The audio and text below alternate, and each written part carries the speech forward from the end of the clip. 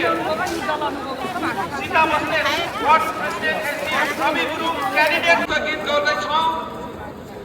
यहाँनिर चाहिँ हाम्रो लाफिङ रेडी हुँदैछ है। मुख्यमन्त्री महोदयको सम्भाषणपछि दोस्रो चरणको हाम्रो दैनिक कार्यक्रम सुरु हुनेछ। यसर्थ जति पनि यो मञ्चको अनि भोट पनि जित्नु सक्ने हतार नगर पार्टी र यो सरकार आएपछि सिक्किमको मान बढेको छ। सिक्किम हामीहरूले हाम्रो पार्टी अध्यक्ष महोदयको काम गरेमा शिर ठाडो गर्व गर्ने अवसर हुन आँटिसक्यो कस्तो छ छोचो